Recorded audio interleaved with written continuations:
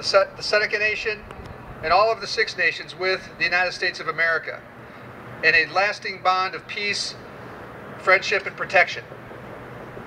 This treaty is the most unique Indian treaty in all of the United States in terms of its dealings with Native peoples, because it recognized that the Seneca Nation and the other Six Nations, we would have continued free use and enjoyment of our lands. Unfortunately, the pressure of development continued. And in 1797, in an ultimate land for peace deal, the Seneca Nation relinquished almost 2 million acres of land in western New York, save for our existing Allegheny, Cattaraugus, Tonawanda, Buffalo Creek, and small communities along the Genesee River. Buffalo Creek was a vibrant, multinational native territory of natives from all across the Six Nations and beyond. But as we know from history, it was in a prime zone for commercial and economic expansion of the United States. This was the frontier. This was the point of westward expansion. And it was the case that the Americans wanted our land for their development. We were in the way. This canal, which is so often celebrated as a symbol of American development and expansion, is in many ways a symbol of devastation and of loss for Native peoples, because it was this canal that served as the foundation for the pathway that resulted in the ultimate acquisition of our lands. In 1838, in what was called the First Treaty of Buffalo Creek, the federal government had fully embraced a policy of what was called removal, that all Native peoples east of the Mississippi should be removed to the west of the Mississippi. The theory being, how much land could the Americans need? Well, as we know, all of it. But the point being, our Seneca Nation and Six Nations were part of that policy, and so this Treaty of 1838 resulted in the relinquishment of all Seneca lands and a commitment by the chiefs of our nation to move our people west to Kansas. Well, I'm the 67th president of the Seneca Nation. The presidency of the Seneca Nation began in 1848, in large part because of the disappointment of our people in our leadership in 1838. And so that period of time where our people decided that we would stay here, regardless of what some piece of paper said, regardless of what our leaders at the time agreed to, we were not going to leave our home. And eventually, in 1842, the so-called Compromise Treaty of 1842 was entered into. This treaty was not our compromise. In fact, our leaders at the time felt that the solution was, if the Americans wanted more land in exchange for securing title to ours, let them have just a little bit of each of our main settlements. But let's keep Buffalo Creek intact.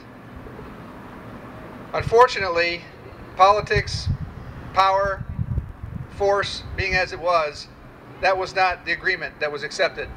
Instead, the relinquishment of Buffalo Creek in its entirety, the relinquishment of the Tonawanda Seneca territory in its entirety, in exchange for securing Allegheny, Cattaraugus, and Oil Spring territory.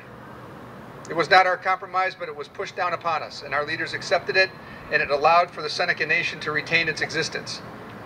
Thankfully, the Senecas at Tonawanda were able to secure a new treaty in 1857 that allowed for the territory there to be secured. But Buffalo Creek was lost as traditional Seneca homeland in 1842. Our nation has moved forward, and we have, since that time, engaged in a great deal of opportunity, a great deal of challenge. We are the living descendants of the Aboriginal people, the Onondaga, the people of the Great Hill. And we are now surrounded here in the city of Buffalo. In 2005, just down the street, our nation reacquired 9 acres of land. as part of our traditional Buffalo Creek territory. A historic event in our history and in the history of Western New York.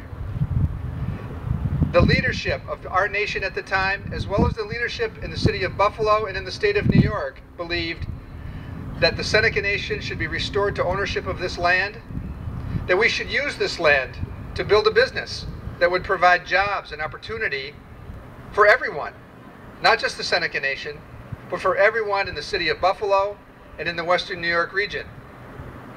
Now, not all people have agreed with that decision. In fact, many of us challenged many of the decisions as it related to gaming businesses over the years.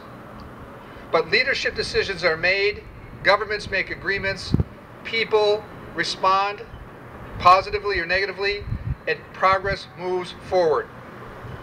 And so I am very honored that we have been able to move forward with our commitments, promises that we have made to our neighbors in Buffalo and our neighbors in the state of New York. That we said we would build a business and that we would reestablish a settlement and that we would find a way to bring life to this area. And we are doing so today. Thankfully, the Seneca people are not one-dimensional.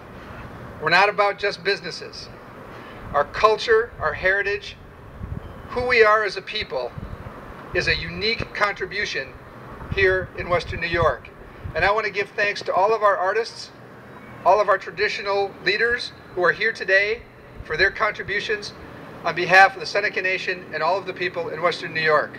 Please join me in giving them a round of applause. In closing, I want to thank all of you for being here. I know more will come later in the day, and I'm sure that you'll have a chance to replay these remarks over and over and over again for historical purposes. No, I'm just kidding. But it is a great day that we're here, and I know that this festival will continue to grow, and it will continue to add value in the lives of the people who are able to share in it.